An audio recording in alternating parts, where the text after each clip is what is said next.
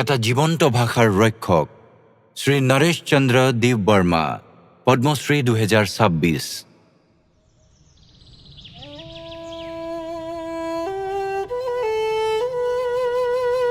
ত্ৰিপুৰাৰ নিস্তব্ধ পাহাৰবোৰত য'ত এসময়ত কাহিনীবোৰ কেৱল স্মৃতিতহে বাস কৰিছিল, এটা ভাষা লিখাৰ বাবে অপেক্ষা কৰি আছিল। দশক দশক ধৰি ককবৰকৰ কণ্ঠ এটাটো আছিল, কিন্তু লিখিত ৰূপ অতি কম আছিল। তেতিয়া এজন মানুহে কলমটো তুলি লৈ কাম আৰম্ভ কৰিলে। 1944 চনৰ 31 অক্টোবৰত জন্মগ্ৰহণ কৰা শ্ৰী নৰেশ চন্দ্ৰ দেৱ বৰ্মাই বাংলা পঢ়া শুনাত শৈশৱ কটায়। তাৰ পিছত এটা উপলব্ধিয়ে সকলো সলনি কৰি দিলে। যদি আমি আমাৰ ককবৰক ভাষাটো নিলিখোঁ, তেন্তে কোনে লিখিব? প্ৰথম অৱস্থাত ককবৰকত কোনো লিখিত গ্ৰন্থ নাছিল।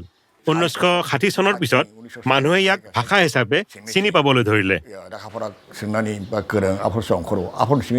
তেওঁ দৌলত আহমেদৰ ককবৰক ব্যাকৰণ গ্ৰন্থ কক বৰ্মাৰ পৰাও গভীৰভাৱে অনুপ্ৰাণিত হৈছিল।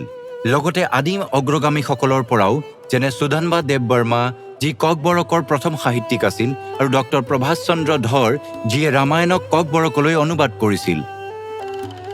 আকাশবাণীত ককবৰকৰ অনুষ্ঠান শুনি তেওঁ নিজেই কলমটো তুলিবলৈ আৰু লিখিবলৈ অনুপ্ৰাণিত হৈছিল। 1970 চনত তেওঁ বাংলা ভাষাত লিখিবলৈ আৰম্ভ কৰিছিল, আৰু 1980 চনৰ পৰা তেওঁ ককবৰকতো লিখিবলৈ আৰম্ভ কৰিছিল। আৰম্ভণিতে সাহিত্য প্ৰায় নাছিলেই, কাৰো সহায়ত আগবাঢ়ি যাবলৈ কোনো ভেটি নাছিল, গতিকে তেওঁ নিজেই ভেটি হৈ পৰিছিল। 50 বছৰৰো অধিক সময়ৰ যাত্ৰা, 34খন কিতাপ, অসংখ্য প্ৰবন্ধ আৰু গৱেষণা তেওঁ ককবৰকক কথিত পৰিচয়ৰ পৰা লিখিত ঐতিহ্যলৈ ৰূপান্তৰিত কৰিলে। আজি ককবৰকত 100খনতকৈও অধিক বিদ্যালয় আৰু কেইবাখনো কলেজত পাঠদান কৰা হয়, য'ত পণ্ডিত আৰু শিক্ষকৰ সমাজ অহৰহ বৃদ্ধি পাইছে। এনে এক আন্দোলন যাৰ জৰিয়তে তেওঁলোকৰ ছাত্ৰ ছাত্ৰীসকল আগবাঢ়িছে। নতুন প্ৰজন্মই ইয়াৰ প্ৰতি আগ্ৰহ প্ৰকাশ কৰিছে আৰু অধিক সংখ্যক লোকে ককবৰক পঢ়োৱাৰ কামত যোগদান কৰিছে। বছৰ বছৰ ধৰি তেওঁৰ কৰ্মক বাৰে বাৰে সন্মান জনোৱা হৈছে, আৰু এতিয়া এই যাত্ৰা পদ্মশ্ৰীলৈ গৈছে। কিন্তু তেওঁৰ বাবে সেয়া কেতিয়াও ব্যক্তিগত পৰিচয়ৰ বিষয় নাছিল।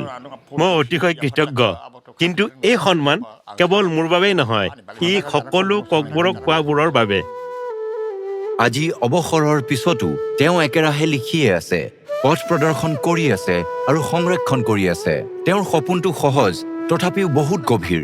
মানুহে ককবৰকক আঁকোৱালি লওক, সেয়া কওক, ব্যৱহাৰ কৰক আৰু দৈনন্দিন জীৱনত ইয়াক জীয়াই ৰাখক। এটা ম্লান হৈ অহা ভাষাই নিজৰ নায়ক বিচাৰি পালে, আৰু যিয়ে নিজৰ কলমটোৰে তাৰ মাজত নতুন প্ৰাণ ভৰাই দিলে।